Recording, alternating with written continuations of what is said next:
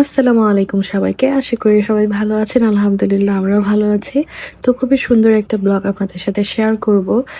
ইদানিং তো হঠাৎ বৃষ্টি পড়ে, আর বৃষ্টি হলে আমাদের বাসায় বিরিয়ানির ডিমান্ড থাকে। যদিও বারবারই বলি আমাদের বাসায় বিরিয়ানি সবাই পছন্দ করে, বা মাঝে মধ্যেই হুটহাট বিরিয়ানি রান্না করা হয়। ব্রয়লার বা সাদা মুরগি দিয়ে রান্না করার ক্ষেত্রে মুরগিটা ভালো করে ভেজে নিলে খেতে ভালো হয়, মানে একদম কোনো স্মেল আসে না। আর হচ্ছে ওই একই তেলে বেরেস্তা করে নিচ্ছিলাম, বেরেস্তা করে আর উঠানো হবে না। ওই বেরেস্তার উপর টমেটোর পেস্ট, বাদামের পেস্ট, তারপর সয়া সস, কেওড়ার জল আর গরম মশলা একসাথে দিয়ে ভালো করে কষিয়ে মাংস দিয়ে রান্না করতে হবে। বিরিয়ানির মজা হওয়ার মেইন যেই রিজনটা থাকে সেটা হচ্ছে এই মাংসটা যত মজা হয় বিরিয়ানি খেতে কিন্তু ততটাই মজা হয়। তো কালারটা দেখেন মাশাআল্লাহ কি পরিমাণ সুন্দর এসেছে। এই বিরিয়ানিটা খাওয়ার পরও কেউ বুঝতে পারবে না এটা ব্রয়লার মুরগি বা সাদা মুরগি দিয়ে করা হয়েছে। অনেকে ব্রয়লার মুরগি খায় না, বাট এভাবে খেলে কিন্তু খারাপ লাগে না, ভালোই লাগে।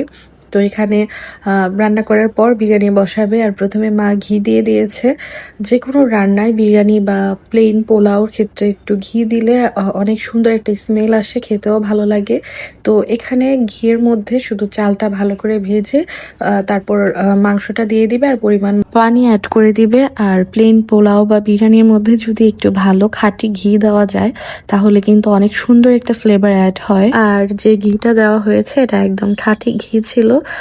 তো এখানে ঘিয়ের উপরে শুধু পোলাওর চালটা দেবে, এখানে অন্য কোনো মশলা অ্যাড করা হবে না, কারণ মাংসের মধ্যেই যত মশলা ছিল, যা কিছু ছিল সব কিছু অ্যাড করা হয়ে গেছে। এখন এটা ভালো করে ভেজে এর মধ্যে মাংস দিয়ে পরিমাণ মতো পানি দিয়ে দিবে। আর মাংসের পরিমাণটাও অনেক ছিল। তারপর মা এটাকে সুন্দর করে মিশিয়ে পরিমাণ মতো পানি দিয়েছে। এখানে মা হাত দিয়ে পানিটা পরিমাপ করে দিতে পারে, যেটা মানে আমি বুঝি না বা আমি কখনো রান্না করিনি। যখন করেছি আমার 2-3 বারের মতো পানি অ্যাড করতে হয়েছে বারবার।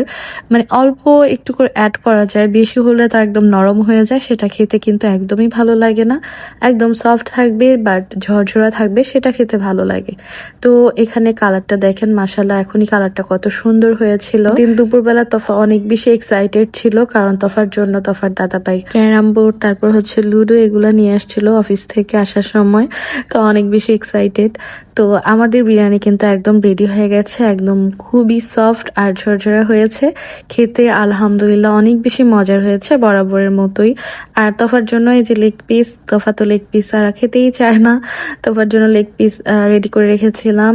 আর এটা হচ্ছে আরেক দিনের ভিডিও, মানে ওইটা শেয়ার করা হয়নি। সেদিন ছিল নাবিলার বার্থডে, তো নাবিলার বার্থডে তো ওইরকম কিছু করা হয় নাই। রাতের বেলা আমি তফা গিয়েছিলাম কেক কাটার জন্য, ওর যেহেতু এইচএসসি পরীক্ষা হচ্ছে তো ওইরকম কিছু করা হয়নি।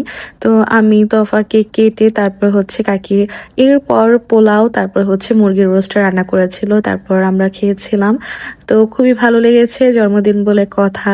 তো এখানে তফার ফুপির সাথে ছবি তুলছিল, তফার দাদা ভাই তারপরে দাদু, মানে ছোট দাদা ভাইয়ের সাথে ছবি তুলেছে, এরপর কেকও কেটেছে। তফা তো কেক কাটার জন্য একদম প্রস্তুত থাকে সব সময়। বাসার যারই বার্থডে হোক না কেন তফাই কেক কাটবে, আর প্রতিবারই বলে ওইটা নাকি ওর জন্মদিন, ওর বার্থডে। সবাইকে অসংখ্য ধন্যবাদ।